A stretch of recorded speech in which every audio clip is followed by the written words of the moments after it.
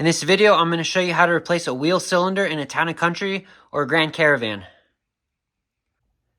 Heads up, this job has the potential to really suck. Don't say I didn't warn you.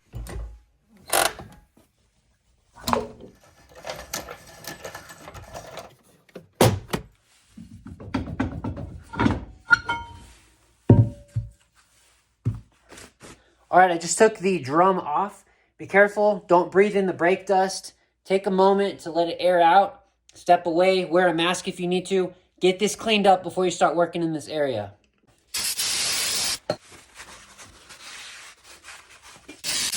Back. Okay, so now that my area is cleaned up adequately, let's get started.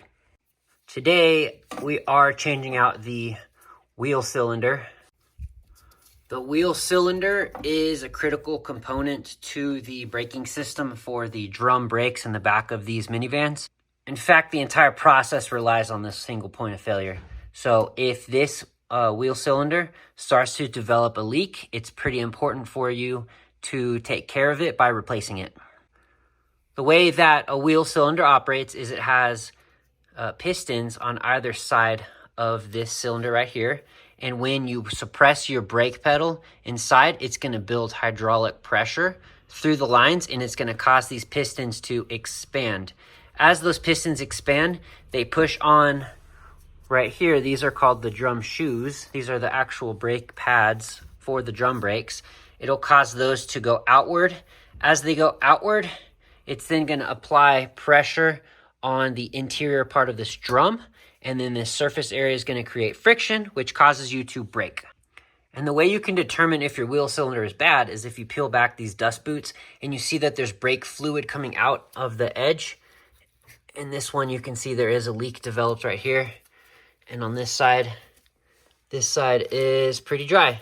So, if both sides look like this, I wouldn't do the job. This one, though, looks like we've got a leak. And the other side, this is the driver's side. I just did the passenger side.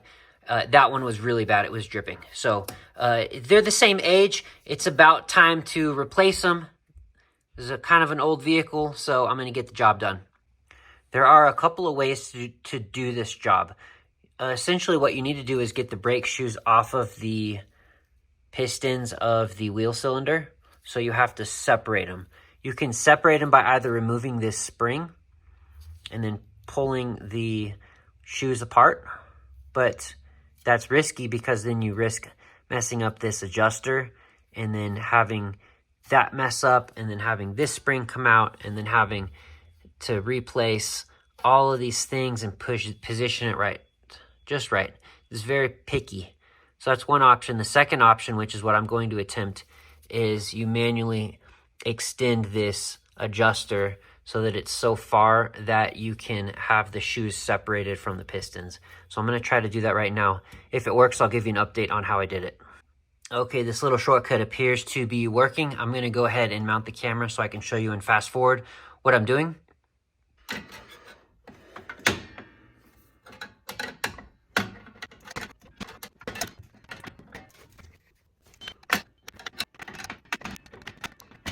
Okay, the technique appears to have worked. If I can move these shoes now, and you can see that a gap developed, that'll be enough for me once I unscrew everything on the back to be able to wiggle it out. So this is how I decided to do it for this side. I just did the other spring method on the other side. I forgot how challenging that was, and I had pain. A technique I want to show you is I have a white mark right about at the end of the flathead. And that white mark represents where my tensioner needs to return. I'm 2 threads to the left of that is where I need to return it. So I will be doing that once I'm done so that I can get this pretty much in the right spot. These are auto-adjusting tensioners. So what you do once you're done is you just go in reverse and slam on your brakes real hard, and then that should automatically adjust it. But that doesn't always work, especially in these older vehicles. So that's why I did that technique, so I can get it roughly where I need it to be. All right, let's get started in taking this out next. If you're doing this job, you're probably going to need some penetrant oil as well. Go ahead and get this stuff sprayed up. Let that sit for a minute. Okay, you're gonna need a 3/8 socket, and you're gonna need an 8 and a 13 open-ended wrench. Okay, this is just the old bleeder valve cover, so I'm just gonna go ahead and take this out. These two bolts that are located right here and right here are going to bolt into the old wheel cylinder. So you're gonna take those out with your 3/8. The bleeder valve, that's the smaller open-ended wrench I told you, the 8mm. And then this actual brake fluid line is the 13 open-ended wrench. So hopefully your the nut on here isn't stuck to the line and it comes apart. That's why I had you spray some penetrant. I'm gonna go ahead and do a second round because this looks pretty terrible. If you trace this brake fluid line, you'll see that it winds its way up right here. This is gonna be where we're going to pinch it. We're gonna pinch it so that we don't have a constant flow of brake fluid once the wheel cylinder is disconnected. This is still going to get air in the line, kind of inevitable. There's no way to prevent that, at least from what I understand. So, but this is gonna at least keep the constant drip from happening. I know it looks funny, but this works well. I just used the end of a glove rolled around and some vice grips so that I can pinch that line shut. That's gonna keep that constant flow from the reservoir coming out whenever I get this taken off. You know what? Now that all the corrosion is off, it's actually a 12. So I'm gonna put that 12 on there and try to open this up.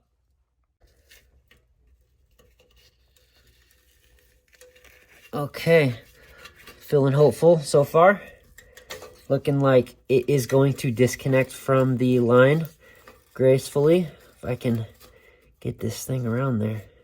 There's only like one part that doesn't have the corrosion. I am going to start to get a couple of drops of brake fluid to come out of it. That's because we have a foot of line that is pressurized. So there's going to be some drip, but not as much as there would be if we didn't pinch that line with the vice grips. Okay, got it off. I'm going to go ahead and bend it back just a little bit. Next step is I'm going to really hope that my 3/8 can get these two bolts off and that they don't just start rounding off on me. Let's see what happens. Very grateful they came out. Okay, so at this point, what I'm going to be doing now is I need to break loose the wheel cylinder.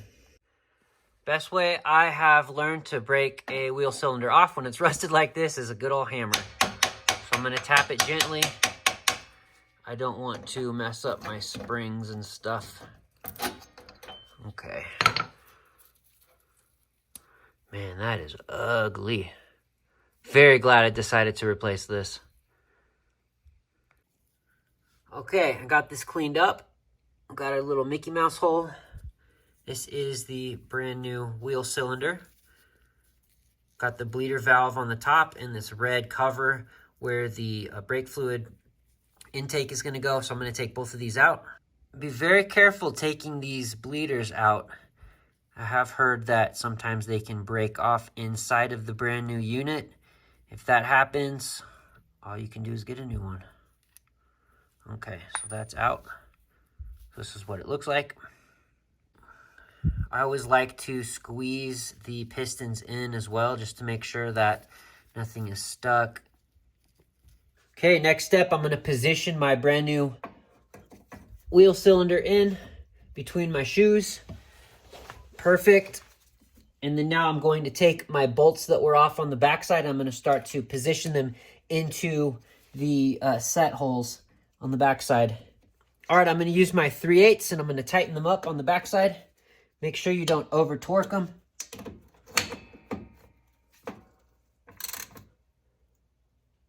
Just go until you feel that natural resistance and just let it go. You don't need to go Hulk on it. All right, next I'm going to screw my brake line back in now that my wheel cylinder is mounted properly. Remember, we're using a 12 right here.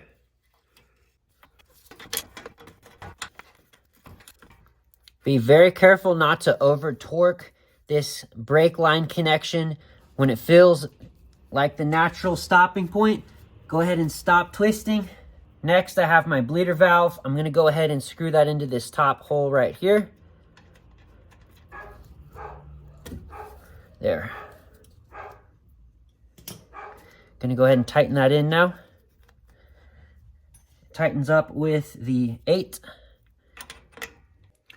Okay, so far so good. This wheel cylinder is seated correctly.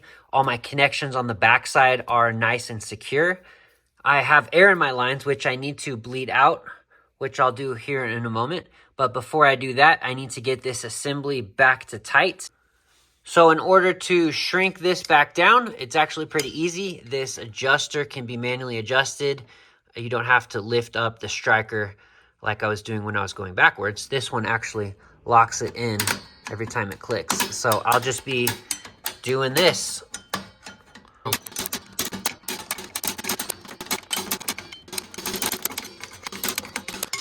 You know, actually, I had a thought before I got exactly to where I wanted. I'm going to go ahead and try putting my drum on right now to see if I can feel if it's in the right position. Because sometimes they're actually not in the best position. When you put your drum on, you want to be able to move it with one hand, but feel some of the tension still. You want the boots to be as close to the drum as possible without significantly dragging on the outside of the drum, creating too much friction so that when you're driving, you're not wasting your pad. So actually, I'm going to put my drum on right now and see how it feels. Okay, so this is actually a really good sign. I can't get my drum on because my pads are pushed out too far. The reason why they're pushed out too far is because I haven't taken this in enough. So I'm going to continue. This is a good way to double check to make sure that you're actually positioned the way you should be with this adjuster. All right, I'm going to try again. Okay, I put it on and I'm able to move it around. I don't feel much resistance. I do feel a little bit, but not much.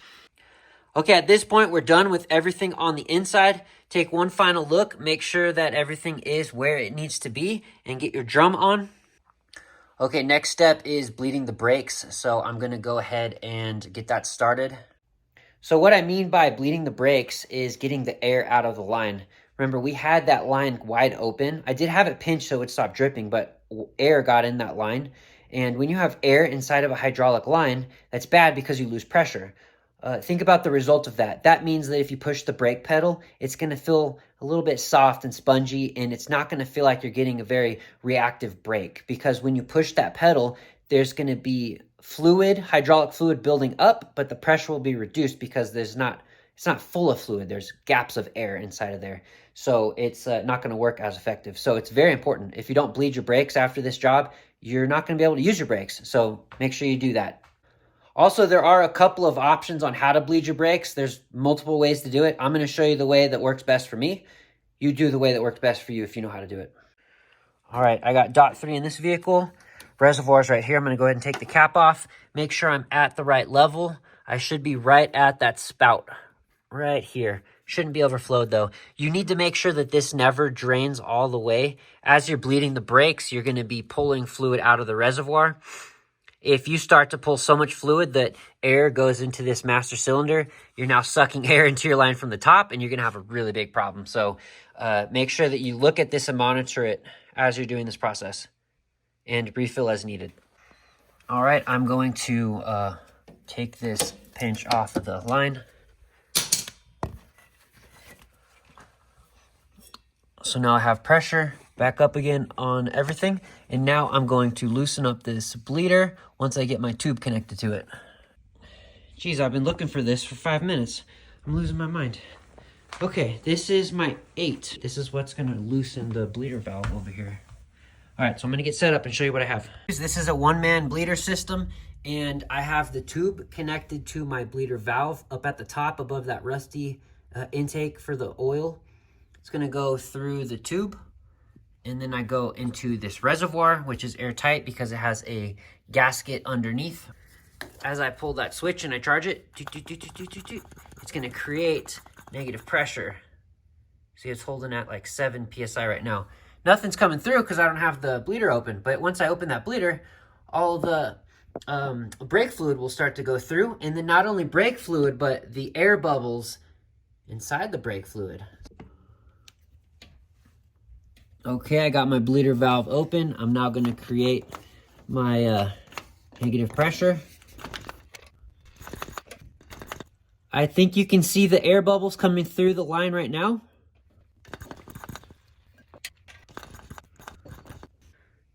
And remember, as you take brake fluid out, you have to replenish it. If you don't, you're going to start sucking in air up here, and that's going to be a big issue. And man, look at that. That is just filthy compared to the new stuff I'm pouring in. I probably need to just flush this whole thing, to be honest. Okay, got another one. A lot of air bubbles came out. I actually don't like those very much, so I had somebody come down and actually press and hold on the brake pedal just as my final check, just so I could be very sure. And they pressed and held on the brake pedal, build up that pressure, and then I opened up the bleeder, and then I watched the fluid flow out, and there were no air bubbles. And then I closed it. They let off of the brake pedal. We did that 2 or 3 times. When I had no air bubbles, then I knew that I was good. So that was my double check. Go ahead and press on your brake pedal, pump it a few times. Make sure it doesn't feel soft and squishy and it goes all the way to the floor and it just feels abnormal. Make sure it does not feel like that. Next step, you want to get that bleeder cover that we saved earlier. Go ahead and put it on top of that bleeder just to keep dust and grime out of there. All right, next step, put your wheel back on. After the wheel's on, go ahead and top off your brake fluid reservoir. Hope that video was helpful for you. Thank you for watching. Good luck on your project.